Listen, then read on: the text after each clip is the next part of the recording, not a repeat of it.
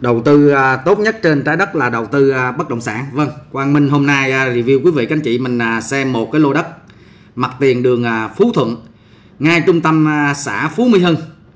Một lô đất khá là đẹp, 640 m, full thổ cư rồi quý vị.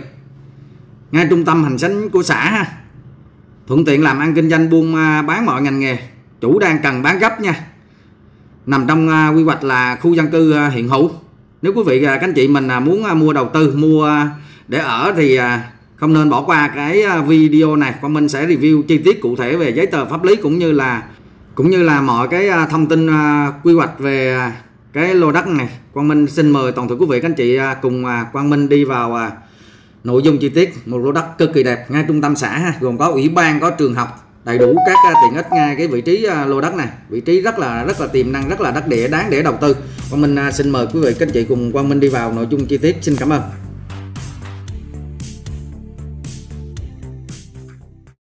Trưa hôm nay Quang Minh đang có mặt ngay vị trí này là trung tâm xã Phú Mỹ Hưng, huyện Củ Chi, thành phố Hồ Chí Minh nha quý vị. Cái con đường này là mặt tiền đường tỉnh lộ 15 ha. Tỉnh lộ 15. Ngay cái ngã ba cái vị trí này là bên tay trái của Quang Minh đó là đường Phú Thuận nha. Đường Phú Thuận. Con đường Phú Thuận này là một sẹt của đường tỉnh lộ 15, ngay trung tâm xã Phú Mỹ Hưng. Quang Minh review quý vị các anh chị mình xem một cái lô đất mặt tiền đường Phú Thuận này nè. Lô này thì nó gần trường học, gần ủy ban, gần chợ. Khá là đẹp nha quý vị. Đây bên tay trái là trạm y tế xã Phú Mỹ Hưng nè. Tiếp đến đây là bưu điện nè, hội đồng nhân dân nè,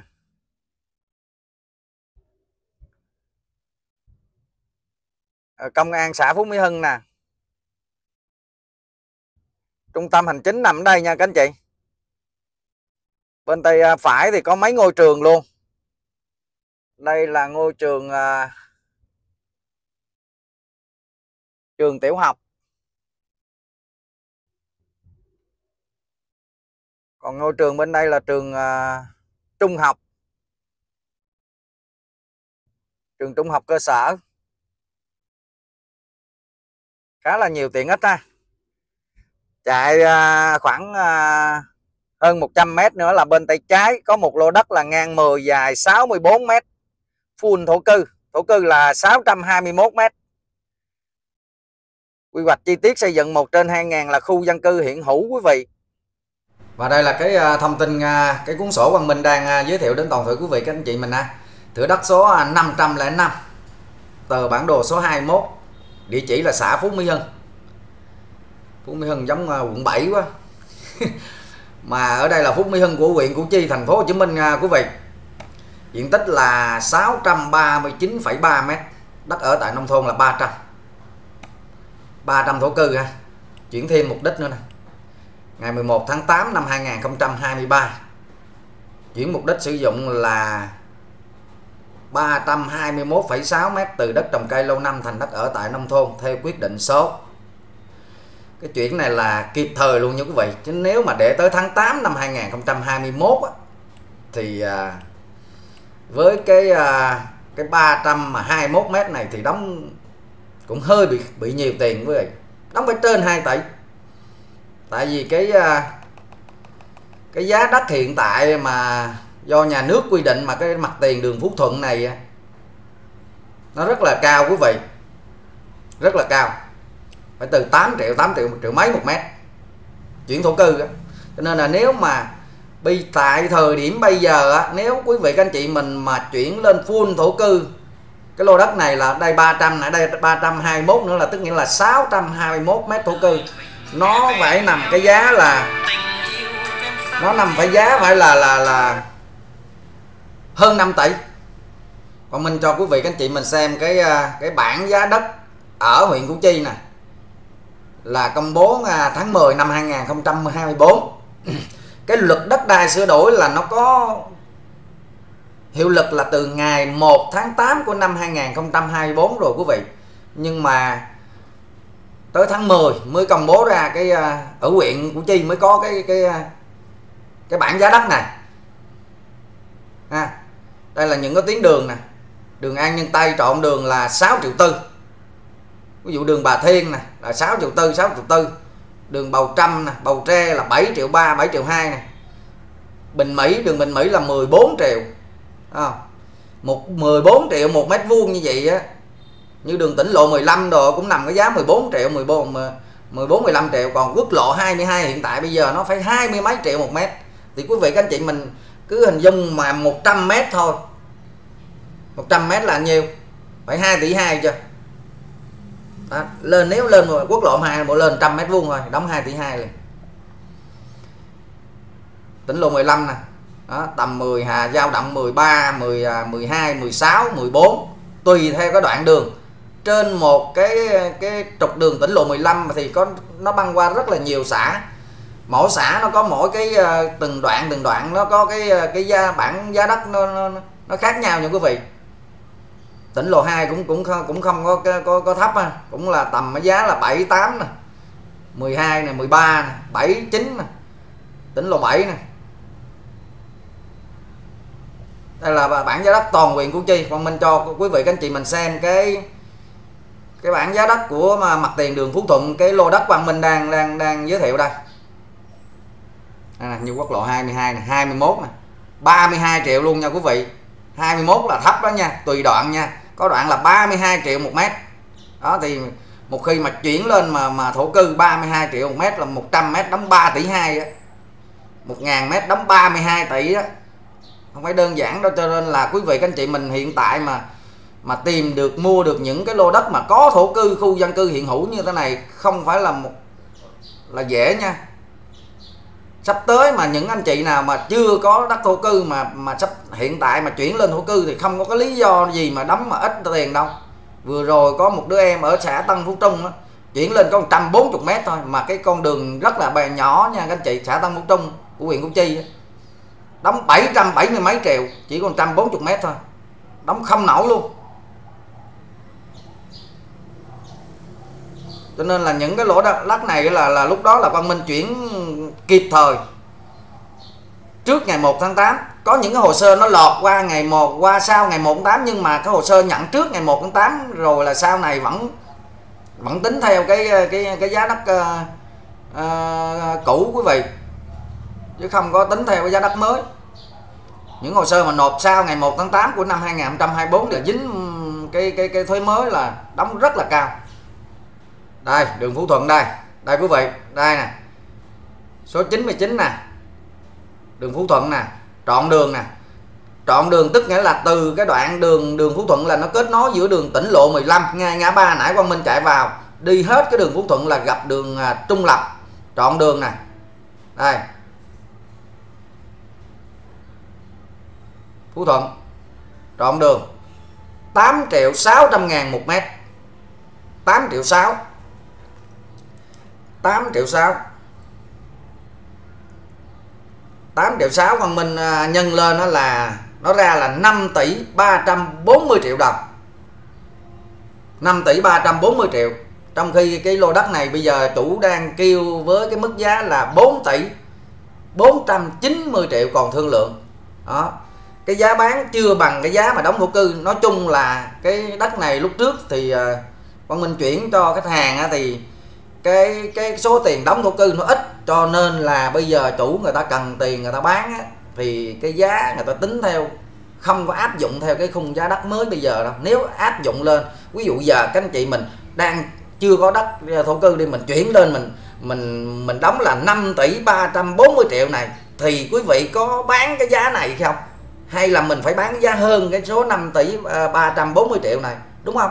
Bây giờ làm ăn kinh doanh mà mình trước mắt là mình mua một lô đất cái đã. Nếu mà lô đất trống không có thổ cư đi nữa thì các quý vị mình mua bao nhiêu? Ví dụ như cái lô này ngày xưa á, lúc đó mua mà chưa có thổ cư đi, hoặc là có thể là năm 2022 này có 300 thổ cư đi, thì mua cái lô đất này cái giá mà năm 2222 23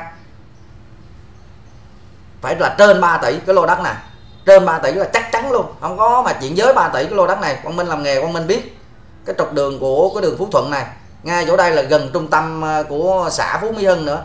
300 thổ cư mua phải cái giá phải dao động từ 3 tỷ đến 3 tỷ rưỡi, rồi sau này mới chuyển lên 321 mét thổ cư này nữa. Thì quý vị các anh chị mình nghĩ cái con số mà ít hay nhiều. Nếu mà lọt qua tháng 10 của năm 2024 thì 321 mét thổ cư này đóng 5 tỷ 3 thì đóng phải gần là 2 tỷ 7 đó, 2 tỷ 7 với cộng cái số vốn lúc trước là cho 3 tỷ nữa đi, nó phải ra là 5 tỷ 7 không, đúng không? Đó, mình tính nhanh cho quý vị các anh chị mình xem, nghĩa là cảm giác là cái lô đất này là nó như thế nào. Hiện tại kêu bán là 4 tỷ 490 triệu, nó quá hợp lý đúng không quý vị? Đó, quý vị xem lại một lần nữa, đường Phú Thuận đây nha, đường Phú Thuận đây, số 99 trọn đường nè, nguyên trọn cái con đường là Phú Thuận này là đều là 8 triệu 6 hết.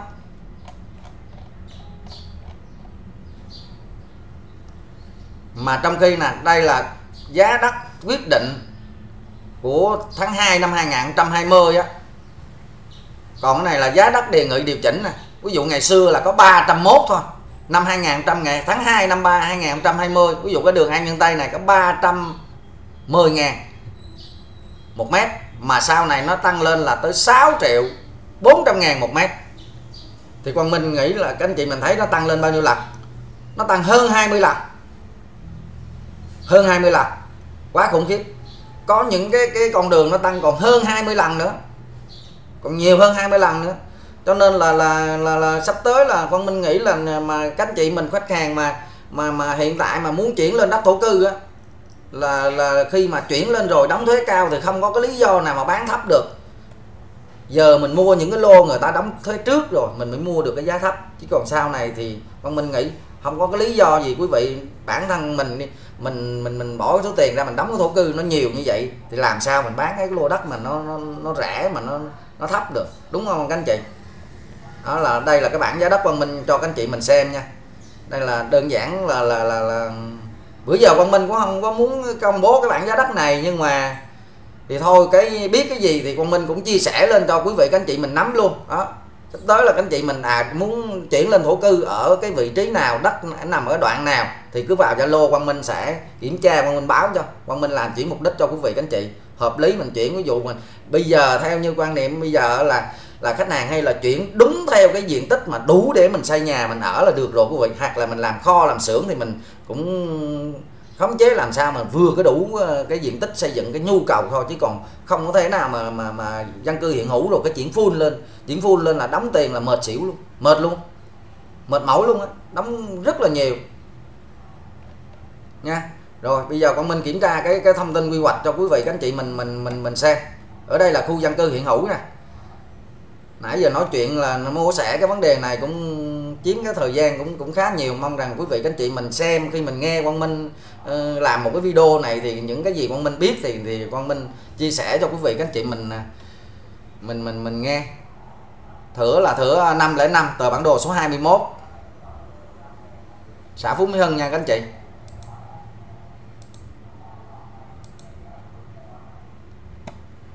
Vào cái bản đồ xã Phú Mỹ Hưng, tờ bản đồ 21. Thuế đất giờ đóng quá trời. Đường Phú Thuận này quý vị, thửa 505.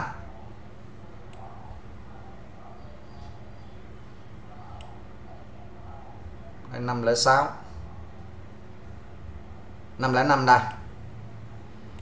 Trong cái khu này là tí nữa Quang Minh quay thì các anh chị mình thấy trong khu bên đây là giờ có căn nhà nè, bên đây nhà nè, nằm giữa hai cái nhà dân thì còn lại lọt lại hai thửa. Một thửa 505 là cái thửa bên đây là 7 m nè. Thửa 511 là 7 m, còn thửa 505 là 10 m. 64 á.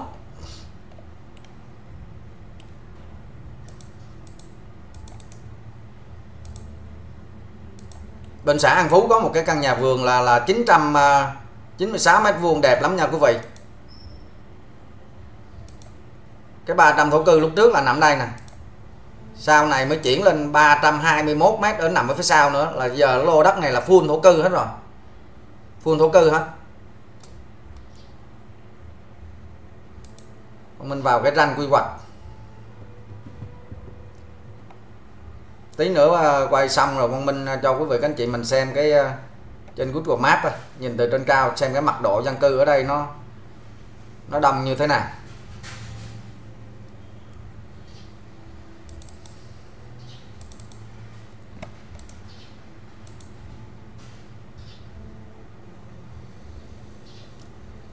Đây quý vị, 72, thành phố Hồ Chí Minh, huyện Củ Chi, quy hoạch phân khu tỷ lệ 1/2000, quy hoạch chi tiết xây dựng đô thị 1/2000 ha.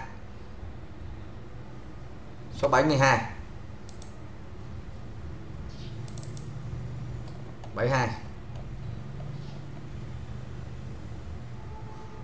Phú Mỹ Hưng, trung tâm. Được vô đây, dọc theo cái đường Phú Thuận đây là dân cư hiện hữu quý vị đó, ngay đây nè, ủy ban, trường học gì là nằm cái khu này đó. Mấy cái màu này là đất công trình công cộng, là đất giáo dục rồi là nằm cái màu này đó, nó thể hiện hết. Của mình là nằm xéo xéo ngay cái trung tâm đây một tí xíu, đồ đất khá là đẹp, giá hợp lý luôn nha quý vị. Ngay trung tâm chỗ này là các anh chị mình làm ăn kinh doanh buôn bán ok.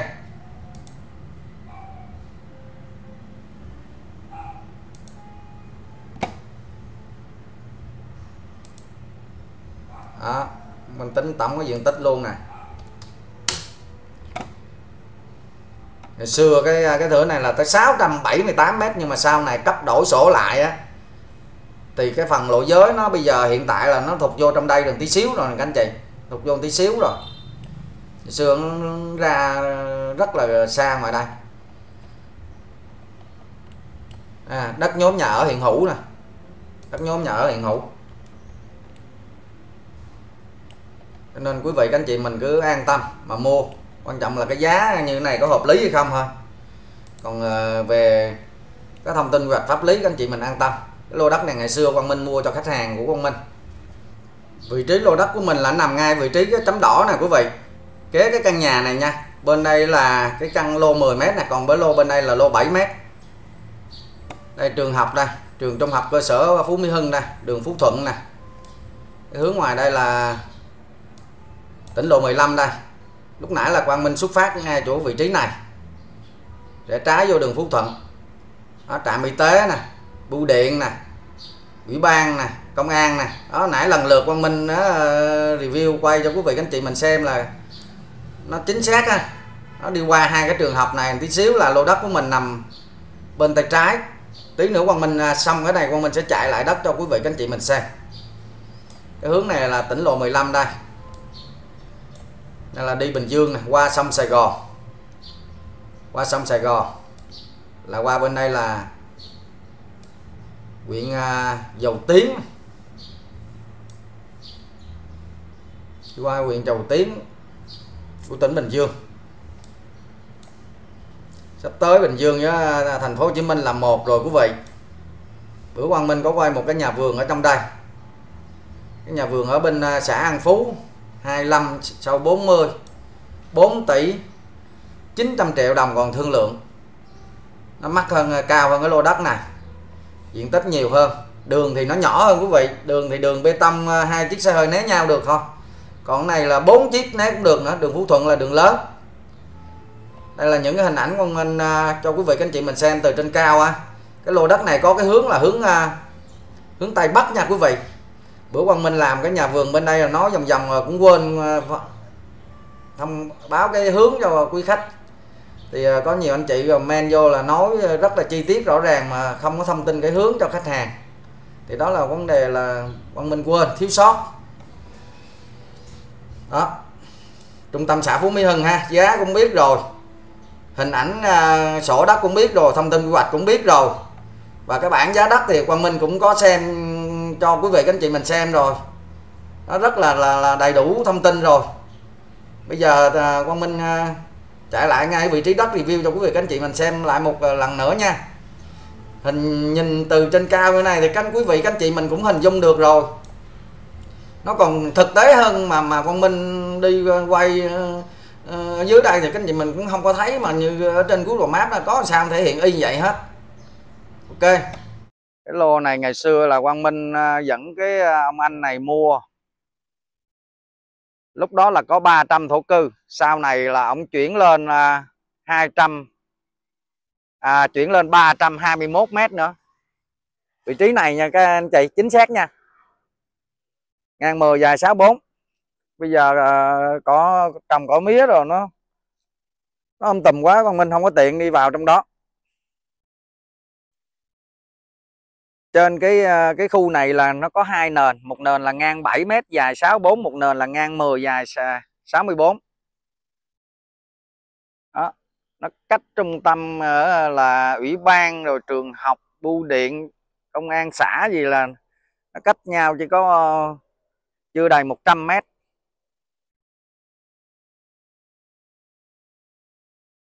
Khu này cũng khá là sung túc ha. Giá bán cái lô đất này là 4 tỷ 490 triệu đồng còn thương lượng nha quý vị.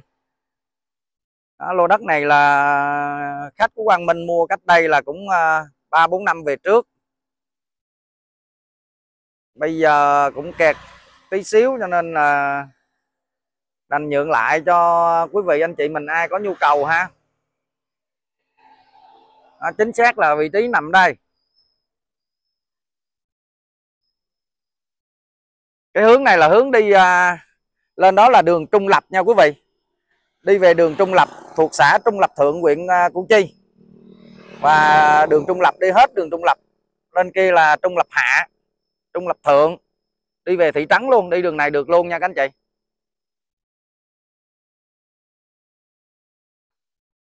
Nó dài xuống tới ở phía sau là có cái đám trúc á.